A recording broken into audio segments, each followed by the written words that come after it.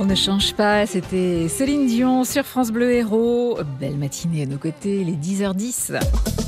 France Bleu Héros, 9h-11h, on s'occupe de vous. Nous étions aux écluses de Fontserrane à Béziers le week-end dernier à l'occasion de la fête du Canal du Midi. Et ce week-end, je vous propose de pousser un petit peu plus loin jusqu'à Port-la-Nouvelle pour accueillir les participants de la 5e édition de l'Ultra-Marathon à plein poumon. Des coureurs à pied qui aujourd'hui et demain vont relier Toulouse à Port-la-Nouvelle en suivant le Canal du Midi et le Canal de la Robine. Alors leur objectif, c'est de faire connaître une maladie rare, c'est l'HTAP, l'hypertension artérielle pulmonaire. Hypertension artérielle, vous connaissez sûrement, vous voyez de quoi il s'agit, mais quand elle est pulmonaire, cette hypertension, ça veut dire quoi ?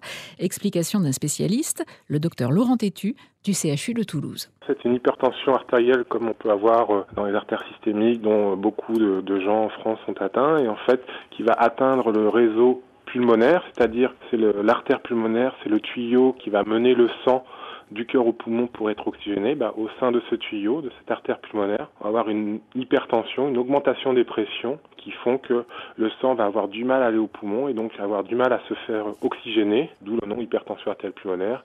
Et de ce fait, les gens vont avoir des signes respiratoires et surtout un essoufflement lorsqu'ils vont devoir faire des efforts, car le sang va avoir du mal à aller dans leur poumon se faire oxygéner. C'est une maladie qui est facilement diagnostiquée ? Alors c'est une maladie qu'on qualifie d'orpheline parce qu'elle n'est pas fréquente. Le diagnostic est difficile. Ouais. On a souvent ce qu'on appelle un retard diagnostique de 2 ans entre l'apparition des premiers signes, c'est-à-dire l'essoufflement, et finalement le diagnostic posé, et un sous-diagnostic de cette pathologie qui peut mimer beaucoup d'autres, à laquelle on ne pense pas forcément, vu qu'elle est assez rare encore à l'heure actuelle. Elle touche les gens dans une tranche d'âge particulière ? En moyenne, les gens sont âgés aux alentours de 50-60 ans au moment du diagnostic, et peut-être un peu plus chez la femme également. Est-ce qu'on est capable aujourd'hui de guérir l'hypertension artérielle pulmonaire ou d'apprendre à vivre avec ?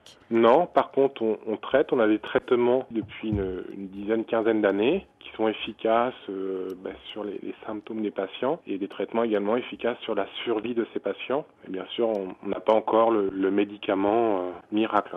Alors pourquoi je voulais vous parler de ça ce matin ? Parce que vous allez me dire une maladie orpheline, ça ne concerne pas grand monde. Eh bien oui, du coup quand elle arrive, on met beaucoup plus de temps à l'identifier et donc à la traiter. Alors en parler, c'est aussi une façon d'essayer de gagner du temps. Et puis derrière ce sigle HTAP, il y a des hommes et des femmes qui ont vu un jour leur vie basculer. Marie Goupil est de cela. Elle est aujourd'hui correspondante de l'association HTAP France dans notre région et elle est l'organisatrice de l'ultramarathon. L'hypertension artérielle pulmonaire, ça fait plus de 10 ans que Marie vit avec. Oui, voilà, moi je suis atteinte de cette maladie diagnostiquée depuis 98. Quand on m'a annoncé la maladie, on m'avait donné une espérance de vie beaucoup moindre que celle-là. Donc déjà, c'est une victoire déjà. Vous saviez ce que c'était cette maladie avant qu'elle ne vous tombe dessus ? Vous en aviez entendu parler ? Non, du tout. Je me disais même que la gravité avec laquelle on m'annonçait ça ne correspondait pas du tout à l'état dans lequel j'étais. J'étais fatiguée, c'est vrai que je me sentais pas très bien, mais j'avoue que je pensais qu'il se trompait de personne, je le dis. Et je n'avais jamais entendu parler. Les symptômes dont vous souffriez à l'époque, à part l'essoufflement ? J'étais très fatiguée et ça faisait 2 mois que j'avais une bronchite dont j'arrivais pas à me passer. On a poussé les examens en faisant une radio des poumons. Et à l'échocardio, je suis tombée sur une cardiologue qui sortait de l'école et qui avait entendu parler de l'HTAP et qui m'a diagnostiqué l'HTAP de suite. J'ai eu cette chance-là, moi. Puis là, on vous annonce que voilà, il y a des choses qui ne seront plus possibles, le travail c'est fini, on va vous mettre une pompe, on vous parle de greffe, on vous parle, tout se chamboule dans votre tête et vous vous demandez même, c'est pour ça qu'on a du mal à le croire, parce que c'est pas possible. Parce que vous avez l'impression de ne pas aller si mal que ça, quoi. Non, de ne pas aller si mal que ça, voilà, on n'a pas cette impression-là, et puis bon, ça ne se voit pas, c'est une maladie qui ne se voit pas du tout, et elle est vraiment très invalidante parce qu'elle nous empêche au quotidien, déjà en tant que femme d'avoir des enfants, c'est pas possible. D'avoir une activité une femme à la maison, le ménage, le quotidien est très difficile. Passer la serpillière, étendre le linge, j'évite de faire ça dans la même journée, quoi. Quand on veut rester autonome, après on a la possibilité évidemment d'avoir des personnes, mais j'avoue que c'est pas évident. Alors pour faire connaître sa maladie, Marie Goupil organise chaque année l'ultramarathon. Les personnes atteintes par cette maladie ne peuvent plus courir, ne peuvent plus faire du sport, vous l'avez compris. Et pour les soutenir dans leur combat, des sportifs les ont rejoints et vont parcourir 205 km sur les chemins de halage.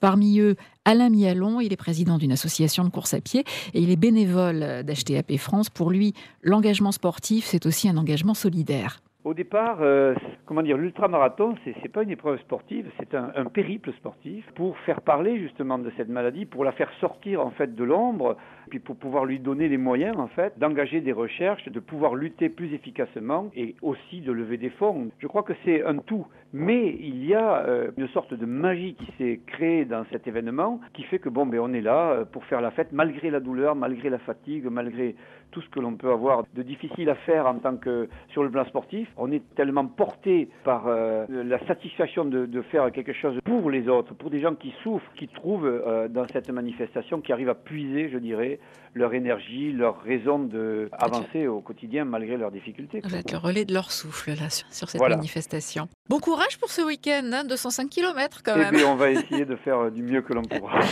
Alors aujourd'hui, l'ultramarathon relie Toulouse à Camplandau. Dès demain, passera par Narbonne vers 16h, avant d'arriver à Port-la-Nouvelle aux alentours de 17h30. Alors n'hésitez pas à aller les encourager dans leur lutte contre l'hypertension artérielle pulmonaire. Et si vous voulez vous renseigner davantage sur cette maladie, le site de l'association, c'est HTAP France, en minuscule tout attaché, htapfrance.com.